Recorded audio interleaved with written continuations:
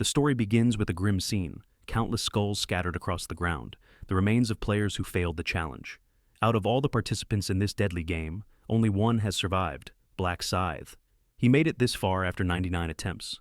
Now, he walks into a glowing chamber where a group of guardians are already waiting for him. Without hesitation, Black Scythe draws his massive scythe. The guardians immediately charge at him, but he swiftly dodges their attacks and activates his skill, Seal of Death. This skill marks a target with a skull symbol above their head. Once marked, any attack from Black Scythe deals 100% bonus damage. He targets the marked guardian and takes them down with ease. Enraged, the remaining guardians launch a coordinated assault. In response, Black Scythe unleashes another skill, Night of Death. The entire area is plunged into darkness, blinding the enemies and allowing him to attack freely while staying hidden. But the guardians are no ordinary foes. They manage to dispel the darkness and retaliate with a barrage of fire and ice magic. Caught off guard by their speed, Black Scythe takes a direct hit. Desperate, he activates speed increase to dodge the next wave of attacks. But just as he evades the fire, he steps onto an ice magic circle hidden beneath him. Before he can react, he's frozen solid. As the guardians prepare to strike the immobilized Black Scythe, he suddenly breaks free by activating Moonlight Destruction. This will never end if I keep fighting them one by one, he thinks. I'll end it all at once. He reactivates Moonlight Destruction and unleashes another devastating skill, Red Moon. The attack wipes out all the remaining guardians. With the path now clear, Black Scythe proceeds deeper into the structure, arriving at a temple-like room with a massive door at its center. He steps into a glowing circle and wonders, is this it? Will I finally clear the game? Suddenly, an information window pops up. It states that at least 5 players are required to enter the boss room, but Black Scythe is alone. Shocked and panicking, he learns that failing to meet the requirement means death in 5 seconds. In those final moments, Black Scythe lashes out in frustration before giving in to despair. Time resets. He regresses once again, to the moment before round 1 began. This is his 100th regression. The scene shifts to a temple where a crowd is gathered. Among them is Ryumin, who has just regressed again. He's furious. This was his 99th failure. Now that he knows 5 people are needed to enter the boss room, Ryumin decides to find 4 allies and bring them to the final round with him in this run. Everyone outside the temple had gathered just minutes before the new year. Meanwhile, Ryumin's classmates, who used to bully him, are chatting nearby.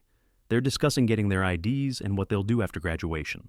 One says he'll become a food delivery guy, while another dreams of becoming a gangster. That second one is Ryumin, and even after graduation, he has no intention of letting Ryumin go. He plans to keep using him as his personal lackey. Then they noticed where Ryumin was standing. After a moment of locking eyes from afar, Ryumin grew annoyed by Ryumin's persistent stare. Time quickly passed, and the new year finally arrived. Suddenly, a divine figure, a goddess, appeared, floating above the temple. All eyes turned to her in shock. The goddess began cursing at the humans below. Most people assumed it was just part of some elaborate New Year event, but Ryumin, who knew the truth, muttered, "She's finally here." One person took offense at the goddess's harsh words, but that only made her angrier. Without hesitation, she blew the man's head off, instantly throwing the crowd into chaos. Panic and screams erupted. The goddess then explained that everyone would now be part of a game. On the first day of each month, for 20 rounds, they would be teleported to another dimension to complete a mission. The only goal, complete the quest given in each round. She continued explaining the rules. Eventually, everyone was instructed to create a body and name their character. Ryumin picked the same body and name he always used, Black Scythe. Soon after, everyone was teleported to a vast open field, using the bodies and names they had just chosen. People excitedly admired their newly created avatars. Ryumin, of course, chose a muscular, bulky body. Then the goddess appeared once again. Everyone saw their own status window for the first time. She also explained the inventory system, which contained a single-use, random rune fragment that could only be used while the player was still level 1. And with that, round 1 began. The first quest, defeat 100 goblins per person. Only 5,143 participants will advance. The goddess spawned the goblins immediately. Without wasting a second, Black Scythe dashed forward, showcasing his overwhelming strength. His incredible display left everyone stunned. He even demonstrated impressive swordsmanship. Thanks to Black Scythe's performance, others began to feel more confident about fighting the goblins too. But then, a goblin ambushed the group, and panic broke out. People scattered in fear, trying to escape. But escape wasn't an option. The area was sealed by a barrier. Realizing there was no way out, the participants had no choice but to fight back. Watching everything unfold, the goddess grew increasingly intrigued by Black Scythe. He cut down goblins with such speed and precision that the goblins themselves began hesitating to attack him. Black Scythe checked his status window and saw that he had reached level 4. He allocated all his stat points into agility, increasing his attack speed and movement speed. After upgrading, he went right back into battle and swiftly finished the quest. Clearing the quest so quickly earned him rank 1 in the zone and rank 1 globally. The top 3 players in each region were given bonus rewards. Black Scythe received 2 prizes, a rare weapon selection coupon for being the top in his zone, and a special reward selection box for topping the global leaderboard. For the weapon, he selected a dagger called Stiletto, while choosing to keep the reward box in his inventory for later. He also received his titles and runes. Like everyone else, he got the time reversal rune and a random rune fragment. But because this was his 100th regression, Black Scythe unlocked a unique title, Last Time Regressor. Titles are even more powerful than runes and much rarer. Some come with exclusive skills. The title he earned included a skill called Resurrect, which allows him to fully recover HP upon death. Realizing how valuable this was, Black Scythe immediately set the title to private. No one else could see it. Black Scythe figured that the others should be close to finishing their quest by now. He also wondered if Ryumin was doing okay. Looking over in Ryumin's direction, Black Scythe assumed he'd managed to pull through.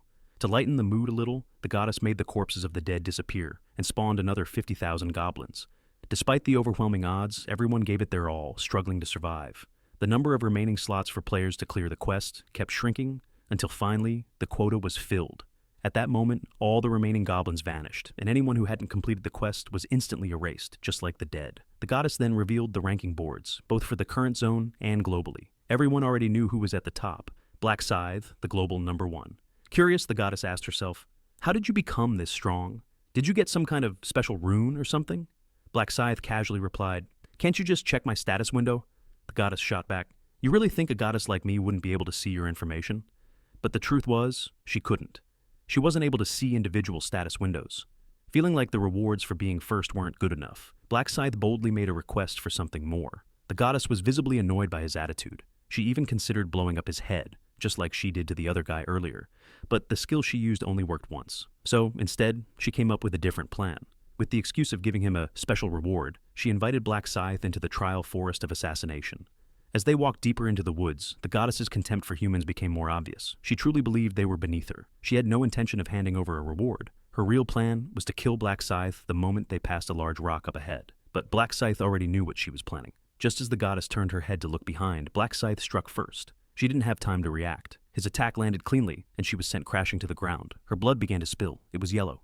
She stood back up, furious, ready to retaliate. But when she looked forward, Black Scythe was gone. The next thing she knew, he was already behind her. Without her noticing, he grabbed one of her wings and ripped it off. The goddess screamed in pain. A moment later, he tore off her other wing. Now she couldn't escape by flying. Black Scythe calmly explained that he already knew she had hidden a dagger in one of her wings and planned to kill him with it. She tried to lie her way out, but he saw through it. Then, he spoke her real name, Buriel. Shocked, she asked how a mere human could possibly know that. At that moment, Black Scythe drew his dagger. In a panic, Buriel threatened to blow up his head. But he wasn't fazed. He already knew that skill could only be used once. They exchanged a few final words, and then, without hesitation, Black Scythe drove the dagger straight into her heart. Just like that, the goddess was dead. And from her death, he earned a new title, the First Angel Slayer. Along with that title, he received one item and one rune. He immediately used the rune, Rune of Slaughter, which increases all stats by 1% for every enemy killed. But the real reason he killed the goddess was for the item, Angel's Blood. Its effect? It could change a player's class to Reaper. Normally, when players reach level 10, they can choose a class by defeating monsters or meeting specific conditions. But unique classes like Reaper, those can only be obtained through special events, like this one. After that, Black Scythe opened his inventory and used the selection box he had obtained earlier. From the box, he chose the 3x EXP buff, since his priority now was to quickly level up to level 10 and unlock a class. Round 1 officially ended, and everyone was returned to their real bodies. Most of them looked around in confusion, unsure if what they experienced was real or just a strange dream. Ryumin also glanced around in disbelief, but then they noticed someone who hadn't woken up yet. One of Ryumin's friends went over to check, and the person wasn't breathing. Panic and confusion started spreading among the crowd. But while everyone was freaking out, Ryumin looked thrilled by the situation. Instead of being scared, he was excited. Ryumin began searching for Ryumin, but couldn't find him anywhere, so he assumed Ryumin hadn't survived round 1. Then, Ryumin noticed someone wearing armor. Curious, he tried opening the status window, and it actually worked. Everyone around him followed suit, opening their own status windows in awe. To test it out, Ryumin grabbed a stone and crushed it with his bare hands. The strength he felt was incredible. Meanwhile, news about the strange events in front of the temple had begun to spread. Ryumin, who was watching the report, muttered, "This is just the beginning." He was right. Player abilities had now transferred into the real world. At the moment, no one had high stats yet, so the effects weren't too drastic. But as players level up, they'll become beings that modern weapons can't even touch. Ryumin continued, "I can't just stand by and watch the world fall into chaos. If I let things play out, Earth won't even make it to round 20. There's only one solution. I need to control all the players with overwhelming power." Later, Ryumin returned home. Upon entering, he noticed an empty ramen cup lying around. He headed straight to his room, where he found his younger brother Ryuan fast asleep. Ryuan was a third-year middle school student. Their parents had died in an accident, leaving the two of them alone. Ryumin gently adjusted the bandage on his brother's hand and turned on the light. The sudden brightness woke Ryuan up. Ryumin took the blanket off him and told him to get ready. They needed to go out. He promised to explain everything along the way. As they walked, Ryuan asked why Ryumin looked so serious. Ryumin replied, "You have no idea what's going on in the world right now, do you?" Ryuan blinked, confused. "Did something happen while I was sleeping?" Ryumin told him to check the top search results on his phone. After Ryuan saw the trending news, worry filled his face. Ryumin was the only family he had left. To reassure him, Ryumin explained that he was now stronger than ever before. But instead of just talking, he decided to show Ryuan what he meant by paying a visit to someone named Bang Taegyu, a thug from Ryuan's class. In his previous life, Ryumin had discovered that Bang Taegyu had constantly bullied his little brother. One time, when Ryuan went out while Ryumin was asleep, Ryumin later received a call from the hospital. Ryuan had been admitted. The result: Ryuan lost his eyesight, all because of Bang Taegyu. Inside an empty warehouse, Bang Taegyu and his gang were seen beating someone up. Not long after, Ryumin and Ryuan arrived at the scene. When Bang Taegyu saw Ryuan, he immediately yelled out his name. He also wondered who the person beside him was. Ryumin stepped forward and introduced himself as Ryuan's older brother. Bang Taegyu scoffed and mocked Ryumin, then ordered his gang to attack him. But with his abilities, Ryumin easily took them all down. With his underlings defeated, it was finally Bang Taegyu's turn to face Ryumin. Without hesitation, Bang Taegyu launched a punch, but Ryumin dodged every strike effortlessly. Then, Ryumin counterattacked with his strength, forcing Bang Taegyu to stumble back. Bang Taegyu tried to retaliate again, but failed every time. His frustration grew, but no matter how hard he tried, none of his punches landed. Meanwhile, Ryumin kept hitting him, and even broke his fingers, unable to forgive what Bang Taegyu had done to his brother in a previous regression. Ryumin continued to beat him up until the rest of Bang Taegyu's gang ran away, terrified. Once Ryumin had gotten his revenge, he and Ryuan left the warehouse. On the way home, Ryuan asked where Ryumin learned to fight like that. Ryumin explained that players could now use their powers in the real world. To prove it, he showed Ryuan the dagger he received as a reward from round 1. Ryuan then asked about Ryumin's stats, but Ryumin lied, not wanting Ryuan to know the truth. In his 11th regression, Ryuan had been kidnapped after someone found out about Ryumin's power, and Ryumin was determined to prevent that from happening again. Even though he had gotten his revenge, he didn't want his brother to ever feel helpless like that again. Afterward, Ryumin suggested they grab breakfast together. They headed to a supermarket where Ryumin withdrew 100,000 won from his savings. He told Ryuan to pick anything he wanted to eat, but Ryuan simply chose spicy pork belly. Ryumin bought it for him, and they started eating right there. Then, Ryumin left for a moment and came back with a pen and 20 lottery tickets, each costing 5,000 won, for a total of 100,000 won. Ryuan was shocked at what his brother just did. Ryumin just told him to wait and watch. When he finished filling out the tickets, Ryuan noticed that every single ticket had the exact same numbers. Confused, Ryuan asked why. Ryumin simply said, "Because those are the winning numbers." After that, they returned home, just in time for the Nado lottery draw. Ryuan was extremely nervous, still thinking they'd wasted 100,000 won on lottery tickets. He would have preferred spending the money on food instead. But when the numbers were announced, Ryuan was stunned, and then completely overjoyed. They had won. Tears welled up in his eyes as he stood up and screamed with joy. But for Ryumin, this was nothing new. He had done this many times before in his past regressions. Ryumin knew he had to gather wealth as quickly as possible, because in the future, the global economy would collapse due to 900 million deaths, and item trades between players would mostly be done with cash. Ryuan still couldn't believe they had actually won the lottery. The next day, Ryumin went to the bank to cash in the ticket. He walked up to the front desk and told the receptionist that he was the lottery winner. At first, the receptionist was skeptical. Ryumin looked like just a regular student. She asked which branch he bought the ticket from. Ryumin answered, "Yonhui branch." The receptionist was stunned. That was the same branch where someone had just won with 115 tickets all at once. She asked Ryumin to wait for a moment. A few minutes later, the president of Nongyu Bank himself came out and escorted Ryumin to a private room. Inside, a woman mistook Ryumin for the bank president's son, but after the president introduced him, she was caught off guard. She began verifying the tickets and was shocked again. How could someone win by filling out all the tickets with the same numbers? Then Ryumin asked how much he had won. The total prize was 22.5 billion won. After taxes, Ryumin walked away with around 15 billion won. With the lottery winnings, Ryumin immediately bought a new home and opened a stock account, planning to invest in Bitcoin, which he knew would increase by 500% next month. He had done the same thing in many of his past regressions. When he returned home and told Ryuan about it, Ryuan was shocked, but Ryumin quickly reassured him, saying that he had another dream showing him the next winning lottery numbers. He then told Ryuan to start packing. They were moving out soon. Meanwhile, Ryumin, who had poured all his stat points into strength, was absolutely thrilled. Now, with just his bare hands, he could punch through solid walls. After finishing his wall-smashing test, Ryumin headed to Ryumin's old house, planning to confront him. Ryumin had noticed Ryumin staring at him multiple times back at the temple, and it had annoyed him deeply. When no one answered the door, Ryumin grew even more irritated and started pounding on it. He still thought someone was inside, not realizing Ryumin had already moved out. Then the house owner showed up and told Ryumin that the previous residents had already left. Only then did Ryumin finally walk away. Back to Ryumin and Ryuan. They had just arrived at their new home. Ryuan looked around, clearly amazed. It was his first time seeing a place like this. Once inside, he was even more shocked. The apartment was so spacious, it seemed way too big for just two people. Ryumin had chosen this luxurious high-security apartment for a reason. When players re-enter the game, assassins would often be hired to kill other players in real life. This place was meant to protect him while he was away in the game. Ryuan felt a bit uneasy, enjoying all this comfort while his brother had to fight in the game for their sake. But Ryumin reassured him that he was strong enough to survive the next round. The next day, Ryuan suggested they bring rice cakes to greet their new neighbors. They rang the doorbell, but no one answered. Suddenly, a famous celebrity, Seo Arin, appeared behind them along with her bodyguard. Ryuan was starstruck by her beauty, but the bodyguard quickly blocked them, assuming they were just fans.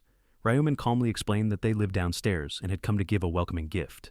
But the bodyguard brushed them off and ushered Seo Arin into her home. Ryumin told Ryuan not to mind them, but Ryuan was actually thrilled. Their neighbor was a real celebrity. Meanwhile, inside her apartment, Seo Arin was watching the news, worried about the state of the world.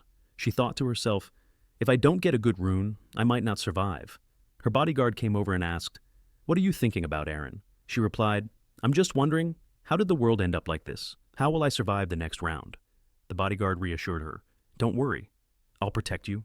Just like in the first round, the bodyguard had protected Seo Arin, only letting her land the finishing blows on the goblins. Then Seo Arin recalled Ryumin and Ryuan from earlier and thought maybe she should have accepted the rice cakes. They looked pretty tasty. She also wondered if Ryumin had to kill 100 goblins to survive, judging from his appearance. He definitely looked older than 15. Suddenly the name Black Scythe came to her mind, a player known for his terrifying skills and ability to kill goblins with ease. Seo Arin quietly asked herself, will I be okay after all this? We then skip ahead to Tuesday, January 31st, 11 a.m. Ryuan was tidying up around the house when Ryumin returned after exchanging another set of winning lottery tickets. Ryuan asked, "Did you reinvest the prize money into Bitcoin again?" Ryumin smiled and replied, "Yep. It's already grown to 150 billion won." After that, Ryumin told Ryuan not to worry and invited him to spend some time outside before he had to re-enter the game. They came home at 11:55 p.m., and Ryumin immediately lay down on his bed, getting ready to enter round 2, with Ryuan staying by his side. Ryuan said softly, "You have to stay alive and come back, okay?" Ryumin replied with a smile, "Don't worry. You saw me beat up Bang Taegyu, right? I'll be fine. Now go get some sleep. I'm heading off." And just like that, Ryumin teleported back into the game. Everyone around was a bit shocked. They were really back inside the game again. Right away, people started focusing on Black Scythe, the player who had stood out the most in round 1. Then the goddess appeared. But something was off. Everyone noticed she looked different. The goddess then explained that the previous one had been involved in an accident, and she would be the replacement from now on. This video ends here, but the story isn't over yet. Don't forget to like and subscribe so you won't miss the next part.